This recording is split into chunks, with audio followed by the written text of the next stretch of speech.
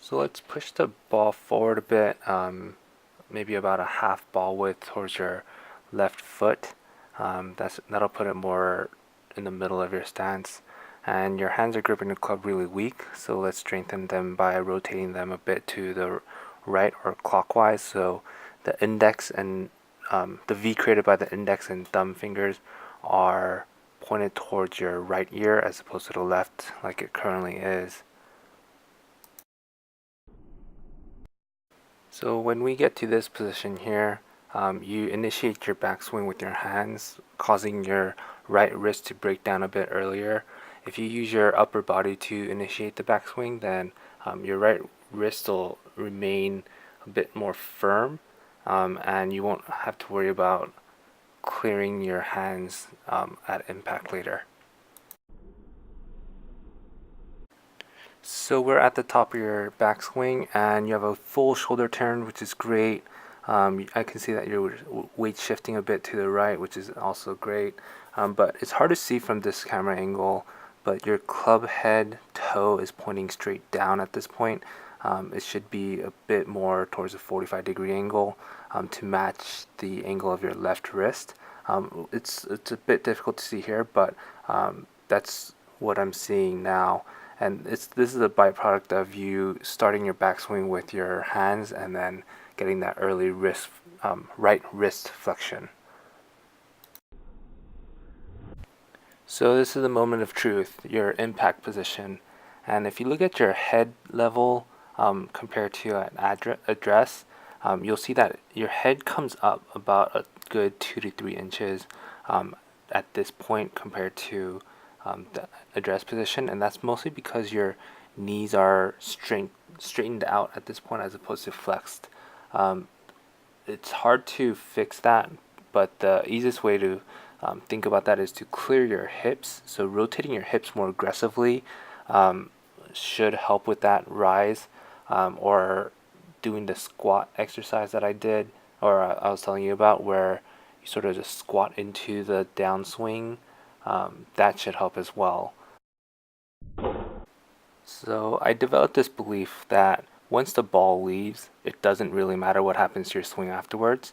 But this position here is very indicative of what happened prior to the moment of impact. So your right arm is not extended, and your left arm is what they call chicken winged, where it's folding back aggressively.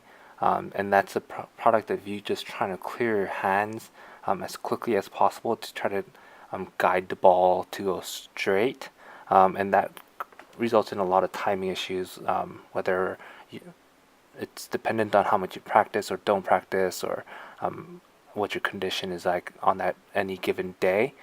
So once you use or put those things into account that I talked about in the previous sections, including your grip at address, your ball position, and getting your hips to clear at impact a bit more aggressively, a lot of the problems here will get addressed.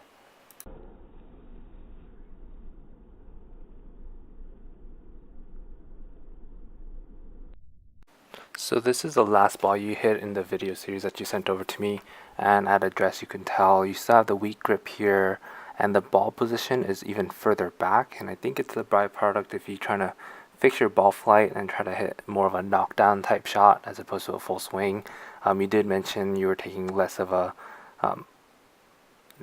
full swing around this phase, but you don't want your ball position to change too much, because that's just going to throw off your balance, because from here you are leaning back a bit more now to accommodate for the ball position being back. I made this extra slow so you can see your hands taking the club back as opposed to your upper body, and then you initiate your upper body, and then as you turn back it looks good, and at the top of your swing the club head is still pointing down, and you have a good weight shift going forward.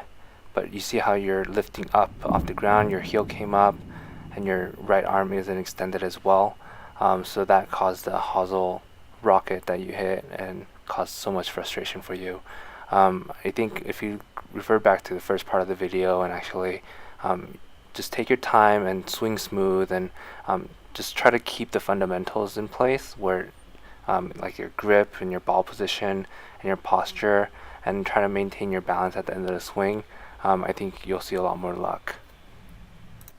So I'm hitting a pitching wedge here from about 140 yards away. Just take note of my right wrist angle when I take my club back and how my shoulders initiate the backswing.